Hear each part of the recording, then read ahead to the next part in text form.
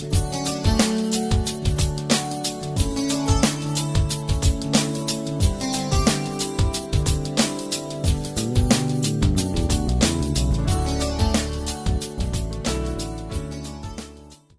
saudação a todos que estão nos ouvindo ou assistindo através dessas gravações.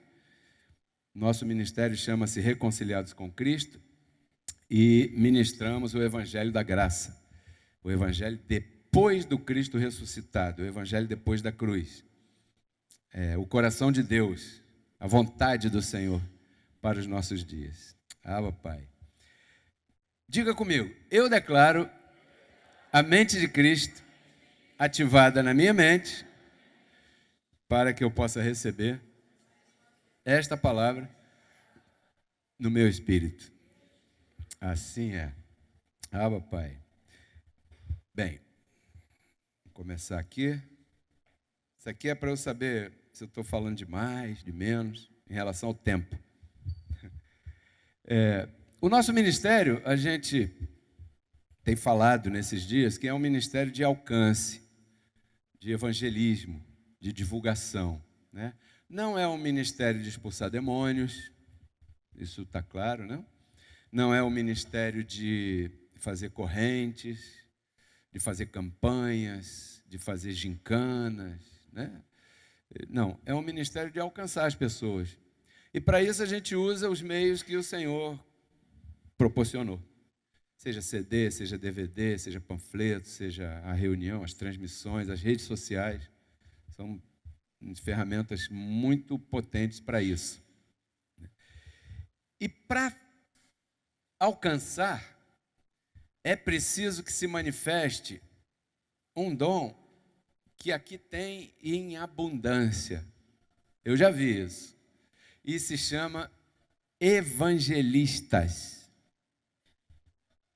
Lá em Efésios capítulo 4, no verso 10, 11, por ali, o apóstolo Paulo diz que depois que Cristo ressuscitou, ele deu dons às pessoas.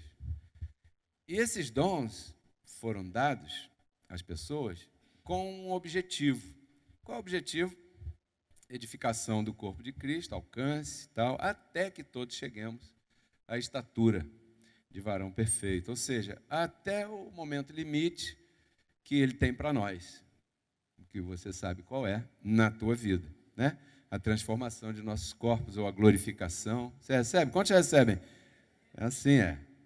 Bom, então, esses dons são dons espirituais, depositados em você, que tem uma vida humana, natural.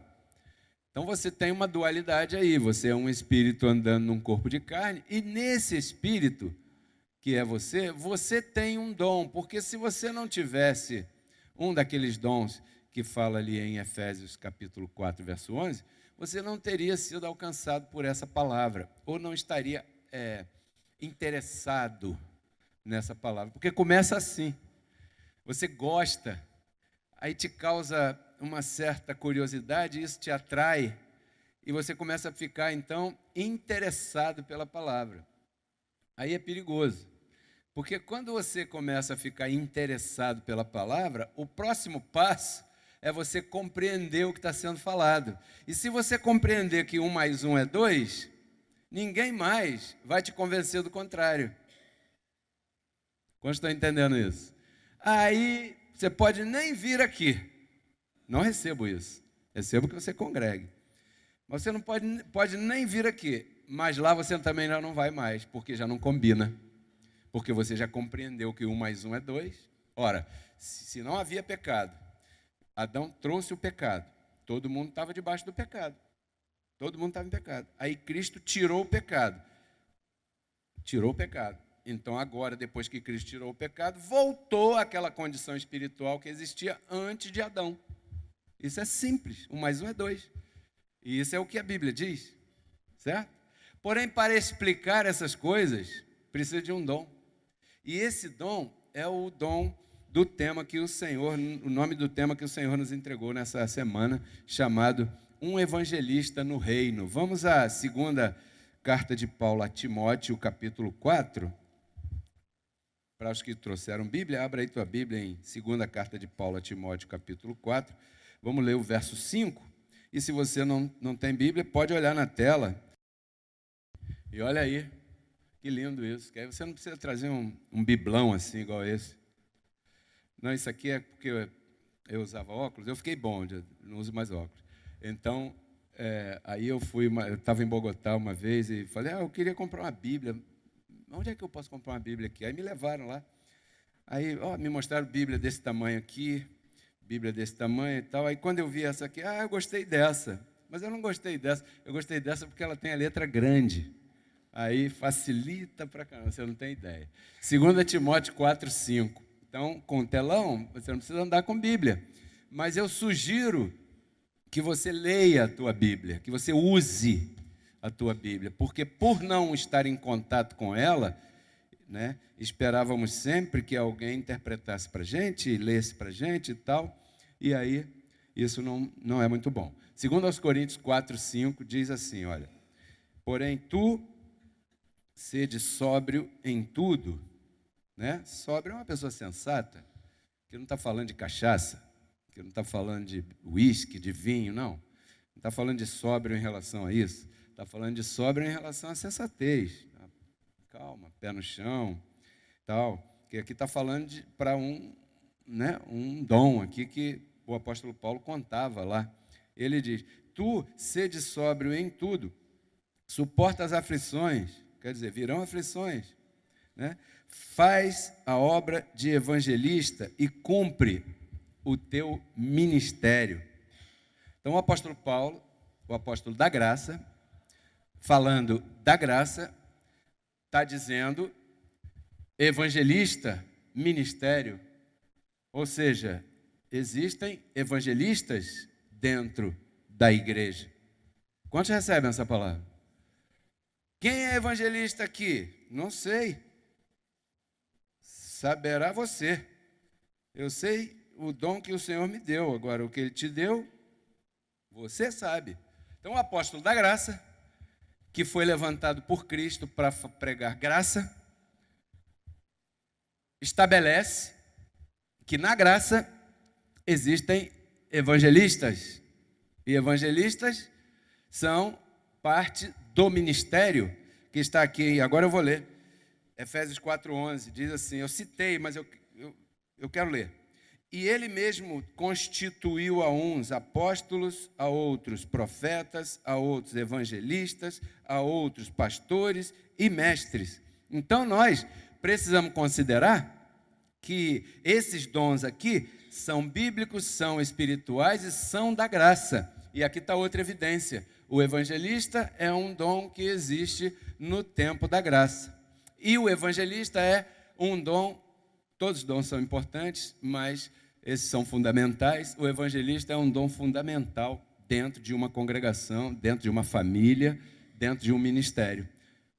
Quantos recebem? Por quê? Porque o evangelista é aquele que vai alcançar, por exemplo, uma canção como essa, a pessoa está ouvindo ali e essa palavra começa a trabalhar, porque a palavra é viva e eficaz. O que é eficaz? Que tem eficácia, ou seja, que vai porque vai cumprir o seu propósito. Não tem barreira para ela, porque ela penetra no mais profundo que você tem, que é quando você deita a cabeça no travesseiro. Aí ela te esquadrinha, essa palavra. Então, a palavra é quem faz o trabalho. Bom, importante notar isso, então. Eu queria que ficasse bem registrado isso no teu coração, que evangelista é um dos dons necessários para a edificação do corpo de Cristo. Porque o versículo seguinte, Efésios 4:12, diz isso. Depois que fala desses dons, ele diz, a fim de aperfeiçoar os santos para a obra do ministério. Ou seja, o ministério tem um chamado, alcançar. Diga, alcançar. Alcançar. E está na hora da gente começar a alcançar, começar a compartilhar.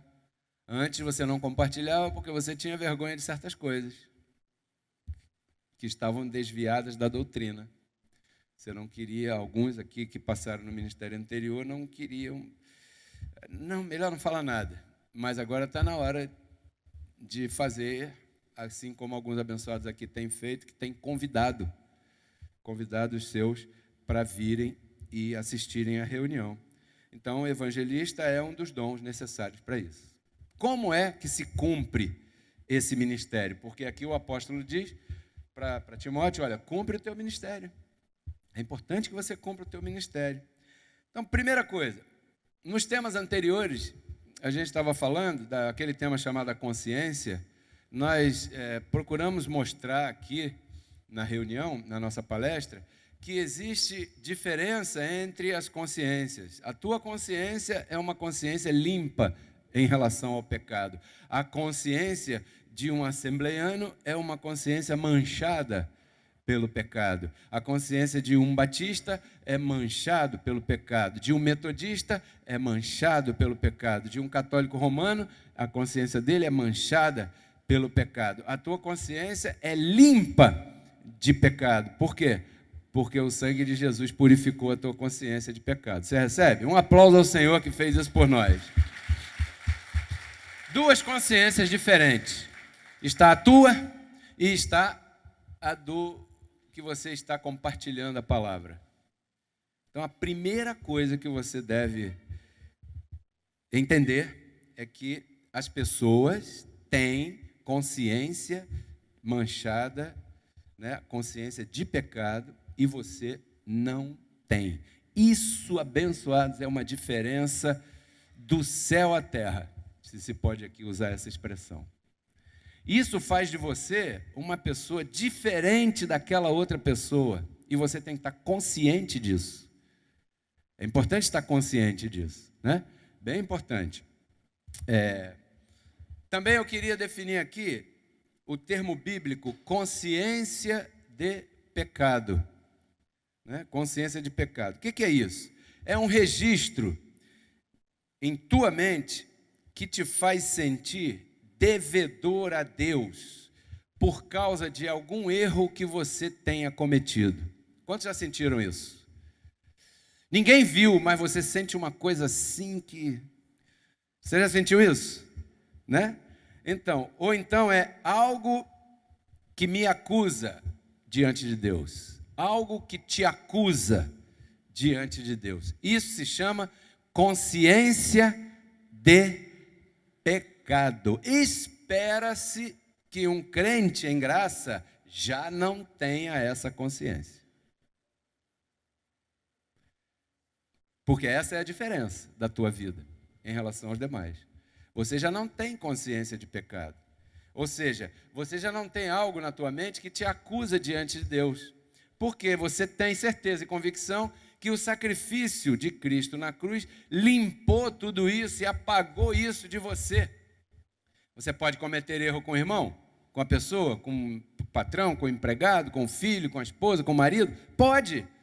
Mas isso não quer dizer que a tua salvação corre perigo. Salvação espiritual. Ok? Em relação à tua salvação espiritual, você está limpo. Você não pode ter consciência de pecado para perder essa salvação. Não, a tua salvação diária pode ser afetada. E isso é outro assunto. Né? Isso você também já é capaz de discernir e tal. Bom, por que as pessoas são assim? Isso é importante saber também. Porque elas foram formadas dessa maneira por causa da religião que foram ensinadas a praticar. Quantos aqui nasceram numa casa católica? Olha aí quantos. Quantos aqui nasceram numa casa espírita? Ó, né? E quantos aqui nasceram em outra religião? Diferente dessas duas. Aí, viu? E quantos aqui nasceram numa casa evangélica? Segundo o sistema religioso. Né? Então você vê. Aquilo que você recebeu em tua mente é aquilo que formou a tua consciência. Quando você foi alcançado pela palavra da graça, essa palavra fez aquilo que o apóstolo chama de lavagem pela água pura da palavra. Ela foi lavando. Quantos aqui foram lavados? Pela palavra, né? Então, essa palavra limpou isso e colocou o conceito do reino de Deus. E no conceito do reino de Deus, você está puro, você está santo, você está sem mancha, você está sem pecado, você está limpinho, você está completo, você é mais que vencedor, e por isso dizemos que você é um abençoado com todas as bênçãos. Esse é o conceito que tem que estar aí, porque é o conceito que as 14 cartas do apóstolo Paulo, com o Evangelho da Graça, mostram, e nós sabemos que Paulo não escreveu porque quis, senão que escreveu debaixo de ordem de Jesus Cristo ressuscitado.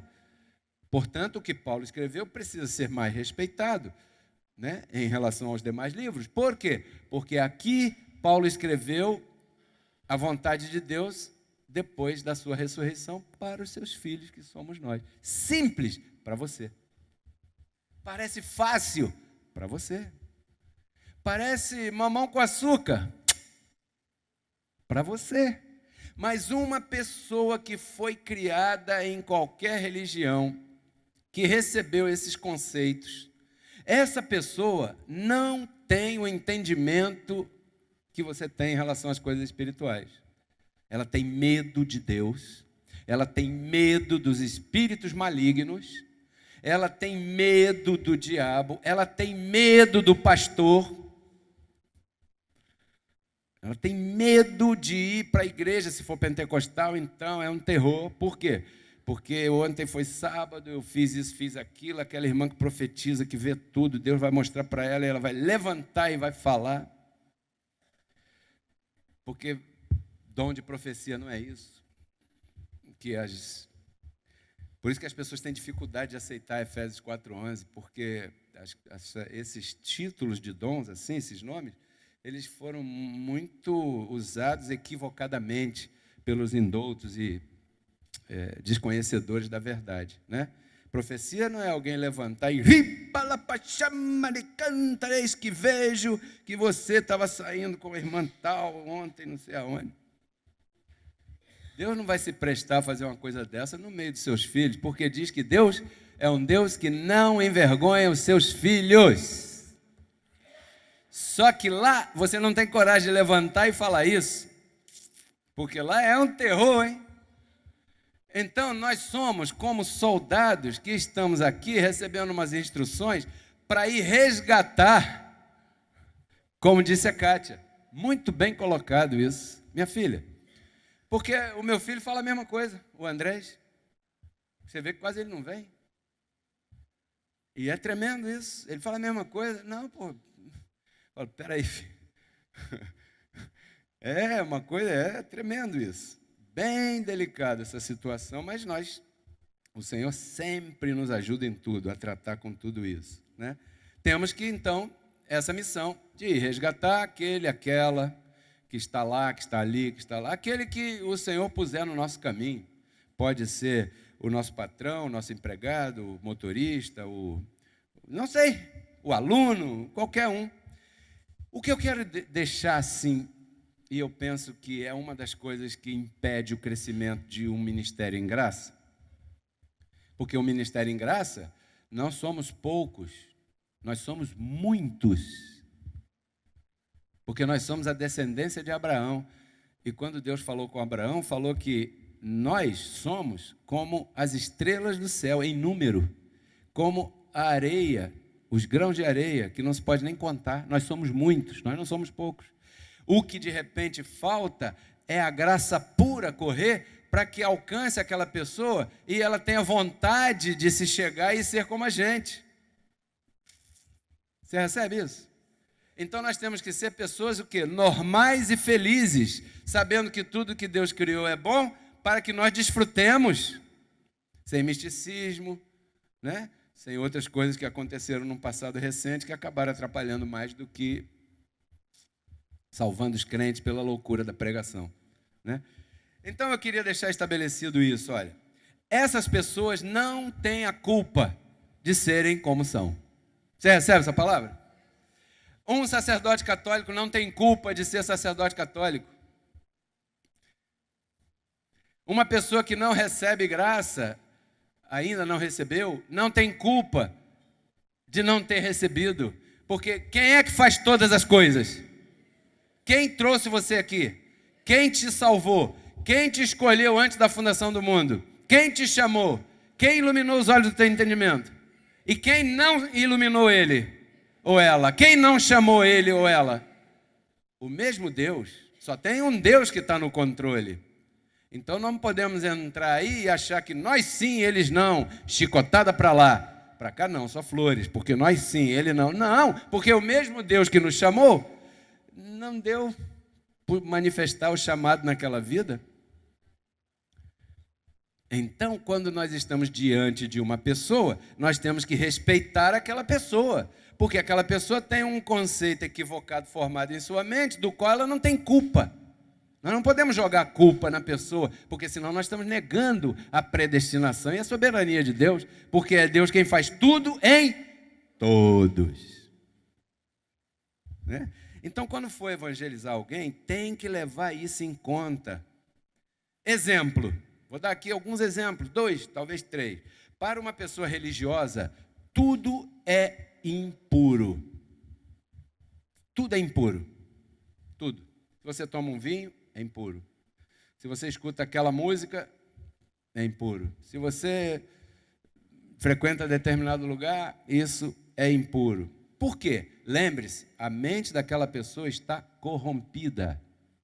Diga, corrompida. Vamos a Tito, capítulo 1, verso 15. Olha o que diz aí. Anote. Importante você anotar esse verso. Tito 1,15. Diz assim, ó. Todas as coisas... Peraí, quantos aqui são puros? Quantos? Não, calma. Estou perguntando. Quantos aqui são puros? Levante a mão os que são puros. São puros, né? Então, quantas coisas são puras para você? Todas. Todas? Todas. Todas? Claro. Todas? Todas. O que define depende do uso que você dê àquela coisa.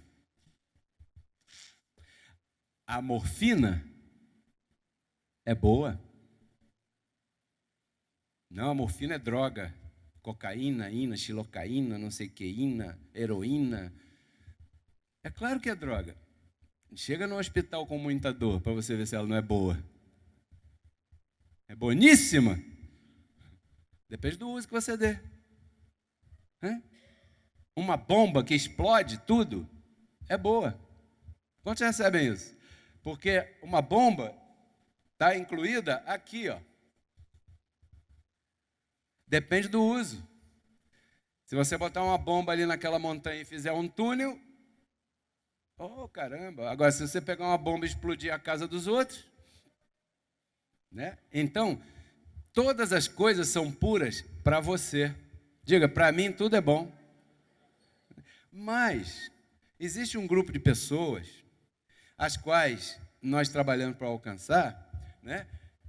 Para os que aqui Paulo coloca como corrompidos e incrédulos, e eu quero falar sobre isso agora, mas para os corrompidos e incrédulos, nada é puro para eles, pois até a sua mente e a sua consciência estão o quê? Corrompidas. Aquela pessoa tem outro conceito diferente do teu na sua mente, né? Na mente dela, daquela pessoa. Então, quando o apóstolo Paulo fala essas duas palavrinhas aqui, ó, corrompidos e incrédulos, né, ele está se referindo a uma pessoa que ainda não recebeu o evangelho da graça, hein? Ok? Aqui ele não está falando de um bandido, de um marginal, não. Aqui ele está chamando de corrompido e incrédulo uma pessoa que ainda não recebeu o evangelho da graça.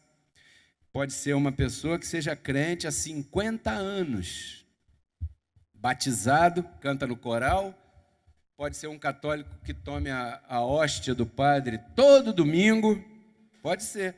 Porque se você está nos acompanhando, eu sempre insto, né?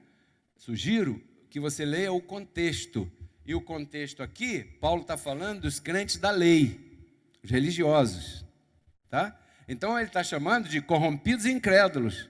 E está dizendo que eles têm a sua consciência e sua mente corrompidas.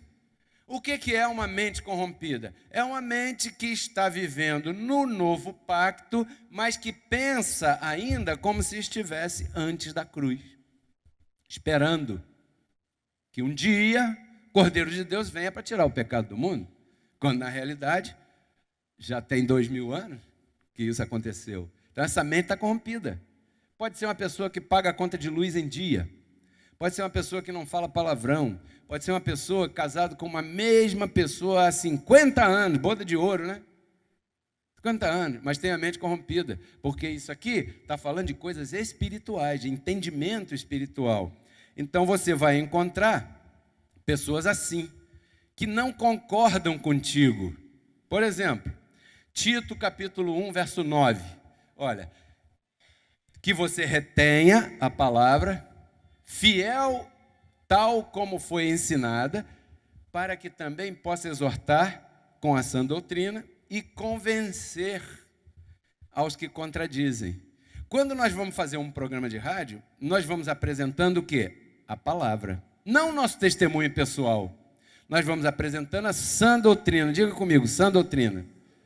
E quem é que convence? A sã doutrina é que convence. Você vai explicando e a pessoa vai recebendo aquela palavra ali. Então, quem convence é a graça de Deus. Diga, é a graça de Deus. Quando isso acontecer, quando você estiver nesse trabalho, não se sinta intimidado por nada, nem por ninguém, porque você vai encontrar opositores, aqueles que se contradizem. Você vai encontrar oposição, aqueles que não concordam com você de jeito nenhum. Tem pessoas que não vão concordar com você nunca, e você não tem nada com isso. Lá, quando eu era do sistema religioso, eu ia evangelizar no cemitério no Dia dos Mortos, ia distribuir panfleto no cemitério. O cara está lá chorando pra caramba e eu ia perturbar ele ainda mais. Imagina, né? Se aquela pessoa não aceitava a minha palavra que eu estava ali para compartilhar com ela, eu me sentia culpado, porque eu me sentia assim, poxa, eu tenho que ganhar essa pessoa para Jesus. Esse é um conceito corrompido. Por quê? Porque o Senhor conhece os que são seus. Por que Ele conhece os que são seus? Porque foi Ele mesmo quem os escolheu antes da fundação do mundo. Eu não estou ganhando aqui ninguém para Jesus. Então, em graça, esse conceito sai da tua mente, porque você começa a apresentar para a pessoa a palavra e espera que ela receba. Se ela não receber, é problema do dono. Quem é o dono? Não você. Isso é interessante, porque isso tira um peso das nossas costas muito grande. Você aqui não vai salvar a vida de ninguém. Você aqui não vai ganhar alma para Jesus, porque os deles são dele e acabou. Então, não se sinta intimidado. Vamos a Filipenses 1, 28. Olha, e em nada intimidados pelos que se opõem, porque para eles, os que se opõem, certamente o que você fala é indício de quê? Perdição. Indício de perdição. Mas para vocês, para vós, indício de salvação, isto de Deus. Diga comigo, o Evangelho da Graça é indício de salvação de Deus. Para uma mente corrompida, não é. Não parece. Porque aquela pessoa olha você, quantos aqui são livres? E você vive em liberdade. Não é verdade? Eu estou em liberdade. Pronto, eu sou livre. E vou viver minha vida em liberdade. Assim como outro dia, um abençoado me criticou por causa do meu brinco. E eu tenho uma porção que a minha esposa me deu. Tem esse, tem um preto, tem um azul, tem um branquinho, tem um de ouro, tem um de prata, tem esse aqui não é nada. Tem um montão. Eu sou livre. Quantos são livres? Então você não pode ter problema com isso. Aí o abençoado, porque como é que pode? É um pastor usando brinco. Pastor tem que ser barrigudo, então? Só para ser pastor? Eu não uso só brinco. Eu gosto de rock, eu ando de moto, eu sou piloto de voo livre. Falei, eu tenho parapente, eu vou São Conrado, às vezes você passa lá, eu estou lá em cima lá. Tudo, eu sou livre. Diga para quem está do teu lado, você é livre. Um gosta de samba, o outro já não gosta muito, o outro já prefere outro tipo de música, o outro já gosta do Clube da Saudade, da Rádio Metropolitana. né? Outros não. O Roberto é Flamengo, flamenguista, né? A Ellen é Fluminense. Ali, o Leandro é Vasco, viu, mãe? O Leandro é Vasco, minha mãe é Vasco também. Você é livre, diga eu sou livre. Um aplauso ao Senhor pela minha liberdade, pela tua liberdade. Você é livre. Livre. Livre. Aqui você é livre, aqui abençoado. Se há uma coisa que ninguém toca é na liberdade. Nós somos espíritos livres. Aí, quando você é livre, as pessoas que têm a mente corrompida, elas vão olhar para você, mas como é que pode? Domingo você vai para lá, fala de Bíblia, não sei o quê, e agora fica ligando essa moto aí. Ou sei lá o que você está fazendo. Ou está andando em que ambiente você está andando. Ou está tomando a bebida que você gosta de tomar. Quantos aqui gostam de tomar alguma bebida? Além de água, né? Porque água... água tem que beber. Então, use a tua liberdade com domínio próprio. Mas não deixe de usar a tua liberdade porque você está na igreja. Porque justamente que você está na igreja é que você tem que ser livre. Porque se você está num lugar onde você não pode, saia de lá correndo, porque aí não é graça. Então, olha, o que você faz para aqueles que estão te vendo pode parecer indício de perdição. Porque eles olham para você e como eles têm a mente o quê? Como é que eles têm a mente? Como é? Corrompida e contaminada. E corrompida e estragada e tudo mais. Então, abençoado, o indício visto depende da ótica de quem vê. Porque para os puros, tudo é puro. Você é um puro, mas você está evangelizando. E você sabe que aquela pessoa tem corrupção na sua mente, é incrédulo. Ele não crê que o diabo foi destruído. Ele não crê que Cristo venceu. Ele quer crer, mas ele também crê que o diabo está vivo. E alguns têm a capacidade de brigar para mostrar que o diabo está vivo, sim. Desconfie desses, porque nessa terra tem duas sementes. E não somos nós que depositamos, nenhuma e nem a outra. Então, uma pessoa que defende que o diabo está vivo, peraí, né, abençoado? Por favor. Então, a ótica, eu falei aqui, a ótica, o indício visto depende da ótica daquele que está vendo, ok? E a ótica formada por aquele que está vendo, né, depende do que aquela pessoa tem na sua mente. Se aquela pessoa tem legalismo na sua mente, essa pessoa vai ver nas tuas atitudes um indício de perdição. O irmão ali fez assim para mim quando eu estava falando, o que você faz? Tal, e ele fez assim. Ou seja, uma bebidinha. Ele certamente estava falando isso. Então, se uma pessoa que vê você praticando alguma coisa assim, dependendo do que ela tiver na mente, se ela tiver legalismo na sua mente, para ela, a tua igreja, o evangelho que você defende, que você prega, que você recebe, é indício de perdição, porque ela tem a mente corrompida. Por exemplo, você mostra a ela esse verso aqui que você não conhece, Hebreus 2,14. Eu vou ler aqui, anote aí. Quantos conhecem Hebreus 2,14? E visto como, o quê? Assim, porquanto os filhos participam de carne e sangue. Quantos aqui são filhos? Diga para quem está do teu lado aí. Você e eu somos filhos. Mas escute aqui o que diz Hebreus 2,14. Olha, porquanto os filhos participam, ou seja, não somos, estamos por um tempo, né, participando. Ele também participou do mesmo. Ele quem? Jesus de Nazaré, Deus vestido de carne. Para quê? Para destruir por meio da morte aquele que tinha o império da morte, isto é, o diabo. Ponto. Aí você mostra uma pessoa dessa, Hebreus 2,14. Irmão, olha aqui, Hebreus 2,14. Está vendo? Você está me dizendo que você está vindo bater nas portas das casas para evangelizar? Porque o mundo está ficando na mão do diabo e o diabo está ganhando todo mundo. Eu estou te mostrando na Bíblia que Cristo, depois da cruz, destruiu o diabo.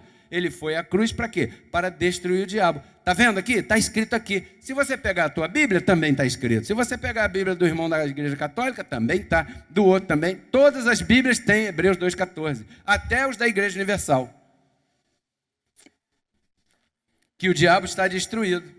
Aí, como essa pessoa tem a mente corrompida, diga mente corrompida, né? Com o ensino que foi dado a ela foi um ensino equivocado, porque ela deveria aprender Evangelho da Graça. Mas como ela aprendeu outra coisa, ela vai dizer assim, vocês dizem isso aí para ter desculpa de viver uma vida de libertinagem.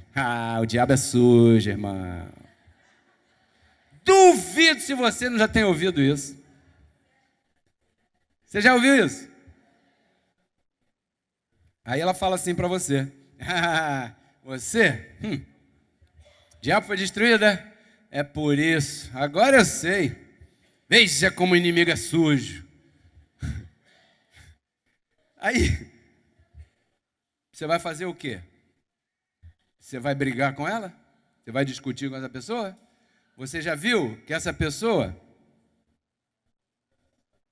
Não perca seu tempo. Saia para o outro que está do lado. Porque o outro que está do lado, de repente, é o propósito de Deus para você alcançar.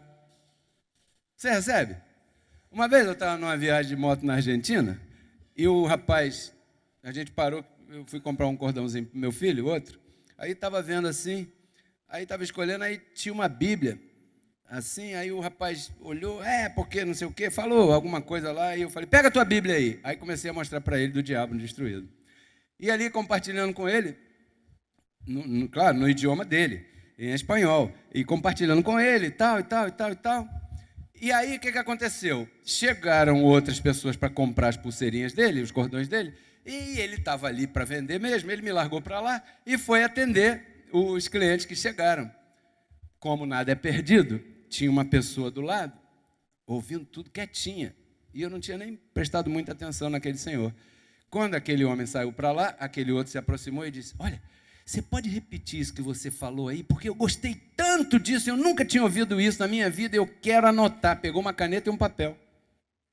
Nada é perdido, só não perca tempo com aquele que não quer ouvir. Não quer ouvir? Não quer ouvir. Não jogue pérola fora. Entendeu? Essa expressão que foi usada há muito tempo atrás. Não jogue pérolas fora. Não jogue. Não quer? Não quer. Isso aqui não é por favor. Aqui quem está fazendo favor é você, que está divulgando a palavra da salvação. A pessoa não está fazendo favor de aceitar o que você está falando. Ai dela se não aceitar, vai viver por conta dela, sem um anjo do seu lado, sem uma cobertura angelical, sem entender a verdade, com medo do diabo toda noite que a luz falta e algum barulho de madrugada na cozinha. Já pensou uma coisa dessa, uma vida assim? Não. Então, Romanos 8, 29. Esse é o outro exemplo que eu falei. Você vai mostrar para a pessoa aqui, ó. Romanos 8, 29, olha. Porque aos que antes conheceu, também os predestinou para que fossem feitos conforme a imagem do seu Filho, para que ele fosse o primogênito entre muitos irmãos. Está dizendo que Deus conheceu você antes da fundação do mundo. Diga para quem está do teu lado, Deus te conheceu antes de você ter o nome que tem. Porque as pessoas pensam que elas nasceram do zero no ventre da mãe. E o ventre da mãe foi um meio de entrada a essa terra. Você já existia antes disso, só que sem corpo de carne. Então a tua vida é muito mais antiga do que a maternidade que sua mãe te deu, né? Então as pessoas não sabem disso aqui, e você diz, não senhor, você, não senhora, a senhora está predestinada por Deus antes da fundação do mundo. Aí você mostra isso para ela. E mostra também um outro verso aqui, em Efésios capítulo 1, verso 4, olha o que diz aqui, olha.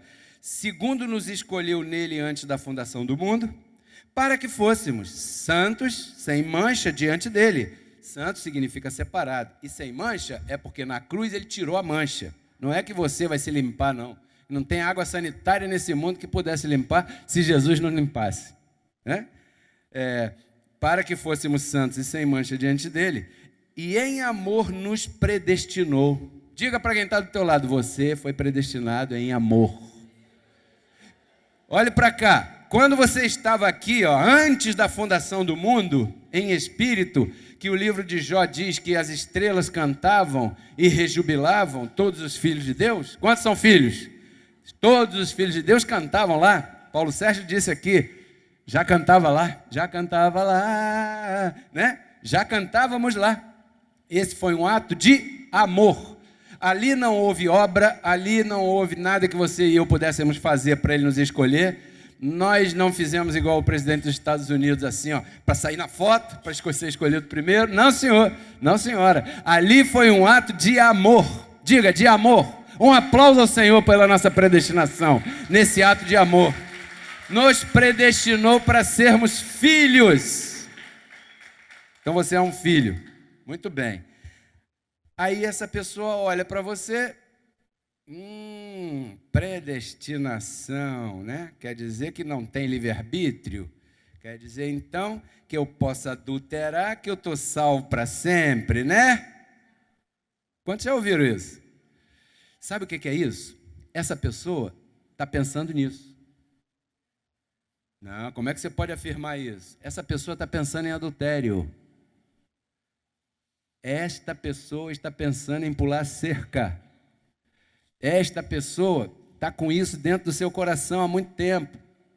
Por quê? A Bíblia é verdade, certo? O que a Bíblia diz? Que a boca fala aquilo que está no coração, que o coração está cheio. Então a pessoa fala assim, você está dizendo isso?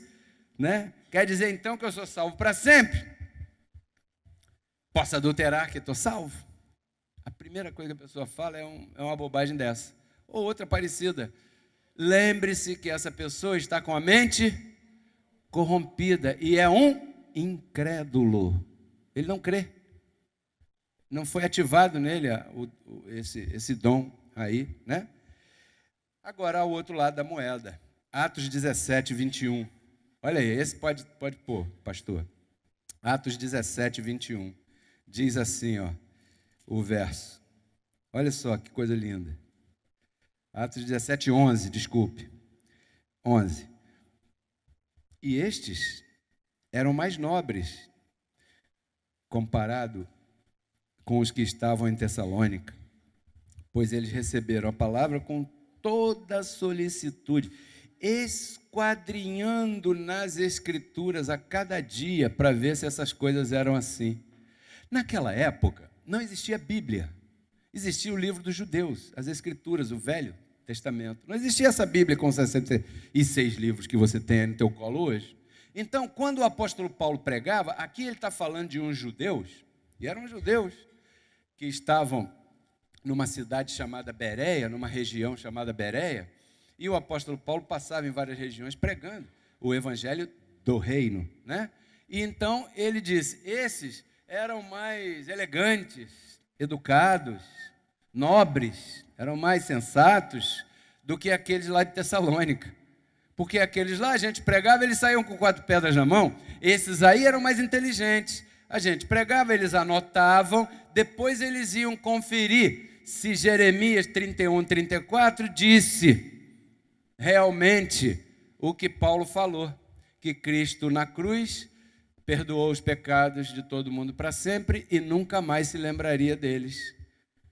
Não tinha Hebreus 9, 26, não tinha Bíblia, mas tinha Jeremias 31, 34. Aí os de Bereia iam pesquisar. Espera aí, deixa eu ver Ezequiel 28, 13, que diz que um dia o diabo seria destruído para sempre. Aí eles iam olhar, o Paulo falou isso, então se cumpriu na cruz, está escrito, está profetizado que isso ia acontecer, e o que o apóstolo Paulo está falando é que isso já aconteceu. Pois muito bem, então esse homem não está falando bobagem, temos que dar crédito ao que ele está falando. E Paulo um dia falou para eles que o pecado foi tirado. Eis aqui o Cordeiro de Deus que veio para quê?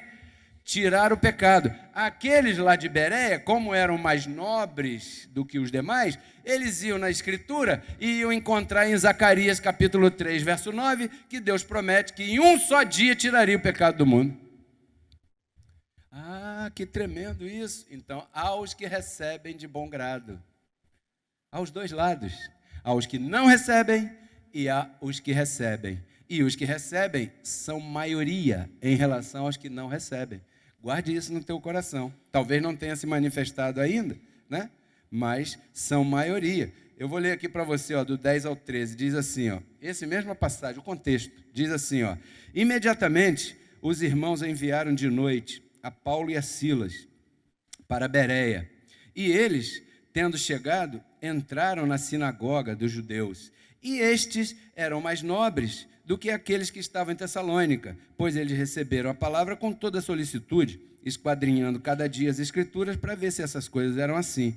Assim que creram muitos deles e mulheres gregas de distinção. Ok? Mulheres gregas de distinção. Assim como essas senhoras que estão aqui, que para mim todas são de distinção. Um aplauso a essas abençoadas todas. Mulheres gregas de distinção. E não poucos homens, muitos homens receberam a palavra. E também, olha, verso 13, né? Isso aqui, esse verso. Quando os judeus de Tessalônica, olha aí, souberam que também em Bereia estava sendo anunciada a palavra de Deus pelo apóstolo Paulo, eles foram lá e também revolucionaram as multidões. Esses são aqueles que, além de não receber a palavra da graça, ainda atrapalham a vida daqueles que recebem. Conhece alguém assim? Ele não recebe a palavra, mas ele fica infernizando você, fica te ligando. Olha, você está indo nessa igreja? Cuidado, hein? Cuidado que esse pastor usa brinco, hein? Cuidado, hein? Que as irmãs lá, elas podem ir de joia, de batom e tudo, hein? Pode cortar até o cabelo, hein? Cuidado, se não pode. Esses irmãos, essas irmãs chatos pra caramba, que querem infernizar a tua vida e te botar na escravidão outra vez. Não pode nada, não vai nada. O sol é ruim, a chuva é ruim, o café é ruim, tudo é ruim. Ruins são eles. Dá um nervoso. Dá uma ira santa, como dizia um amigo meu. Então, da mesma maneira, há aqueles que não entendem e há aqueles que entendem, por exemplo, o grande privilégio de semear para sustentar a velocidade da palavra. Veja 2 Coríntios 8:4, por exemplo. Pedindo-nos com muitos rogos que lhes concedêssemos o privilégio de participar nesse serviço para os santos. Esse serviço que o apóstolo Paulo está falando aqui é o serviço que se fazia naquela época, né? Organizar para que a palavra corresse. A mesma coisa parecida com o que fazemos aqui no ministério, reconciliados com Cristo. Existia um povo que entendia isso como um privilégio. Quantos entendem que semear é um privilégio? Note bem o que eu vou dizer agora. Deus precisa do teu dinheiro? Não. Ele precisa de você? Não. Ele precisa de mim? Não. Se ele quisesse que todo mundo conhecesse o Evangelho, é só fazer assim, Correto? Correto. Por que será que ele não quis isso? Por que será que ele deixou que as coisas se manifestassem? Ele poderia ter destruído Judas antes de traí-lo. Poderia ou não poderia? Ele poderia ter saído da cruz a hora que ele quisesse. Poderia ou não poderia? Mas Deus tem suas obras estranhas. Ele conta com que se manifeste no coração dos filhos o amor pela palavra da graça, que é o seu coração. Alguns entendem isso, outros não entendem isso e nem vão entender. Não é problema nosso. Correto? Não é problema nosso. Vamos usar de novo essa palavra problema. O problema nosso aqui é trazer a mensagem, é explicar, tal. Então o apóstolo Paulo conta aos de Corinto como era o comportamento dos macedônios quanto a este assunto de semear aqui. E aí ele elogia. Olha, depois você lê o contexto. eles não ficavam de fora, porque eles eram inteligentes. Eles sabiam que para colher, você tem que plantar, porque se você não plantar, você não vai colher. Você recebe essa palavra? Então, enfim, concluindo, nós estamos inseridos num contexto de diversidade. Somos diferentes. Aqui somos diferentes. Quando formos apresentar essa palavra a alguém, estamos falando com pessoas diferentes de nós. Temos que considerar isso, respeitar isso. Mas pregar a palavra a tempo, fora de tempo, e entender, né, o que aquela pessoa pensa, como ela pensa, por que ela pensa daquela forma. Mas aqui vai uma sugestão minha. Olha, pregue a palavra. Diga, eu prego a palavra. Olha, evangelize. Diga, eu evangelizo. Evangelizar não é se colocar religioso. Não, é falar a palavra. Lá no meio do pagode onde você vai, onde você estiver, abençoado, vai aparecer oportunidade. Mas olha, a sugestão aqui é essa, olha. Nunca discuta com ninguém. Se armar um ambiente de discutir, seja em casa, com um parente, seja com um amigo, seja no trabalho, fuja de discussões que o apóstolo diz que não servem para nada. Acarretam muito mais em divisões e dissensões. Não discuta. Não force. Não precisa forçar. Lembre-se que os que estavam lá já cantavam, porque o apóstolo Paulo diz que lá nós já ouvimos essa palavra. Então aqui a gente identifica, opa, eu conheço isso, eu já ouvi isso em algum lugar. Lá você já ouviu, né? Então, não force, não exija. Convide a pessoa para congregar, mas se ela não quiser vir, amém. Tranquilo, dê a ela a sua liberdade, a mesma liberdade que você tem. Não exija, não empurre. Não empurre. Sabe o que é empurrar? Lá no tempo da Arca da Aliança, ninguém podia tocar na arca. Na arca estava o testemunho de Deus. Na arca estava o testemunho de Deus. A vara, né, o maná da proposição ali, os pães e tal, as escrituras. Na arca. A arca tinha umas argolas em volta, aonde enfiavam-se umas varas assim, para que aqueles que estavam instituídos a levá-la, quando o povo mudava de acampamento, pegavam um aqui, outro ali, levantava, punha no ombro e ia andando com muito cuidado, porque estava carregando a arca da aliança do Senhor. Se a arca da aliança balançasse ou escorregasse, é melhor sair da frente do que encostar a mão, porque aqueles que fizeram isso, você lembra dessa passagem? Morreram fulminados. Por quê? Porque ninguém pode tocar na aliança que o Senhor tem com o seu povo. Então essa palavra é a nossa aliança com Ele. Nós não podemos empurrar. Eu gostaria que isso aqui tivesse 1000 pessoas, e humanamente a gente tem muita estratégia para encher esse lugar. Só que eu tenho uma notícia para você. Estratégia humana aqui não pode. Porque aí seria eu fazendo, empurrando. Você acha que eu não sei pedir dinheiro? Você acha que eu não sei? Eu sei. Mas humanamente, aqui isso não vai. Porque eu não posso tocar na arca. Esse ministério tem uma velocidade, e a velocidade quem dá é o Senhor. Então quando você for evangelizar, não empurre. Não empurre, não force, aí seria você fazendo. Lembre-se de uma coisa, não é pelos teus esforços, não se sinta mal se você não conseguiu trazer alguém naquele momento. Confie melhor na palavra que foi plantada lá e no seu tempo ela dará o seu fruto, né? Mantenha o teu proceder com base naquilo que você recebeu, e aí você vai ver isso aqui, olha, Atos 13, 48.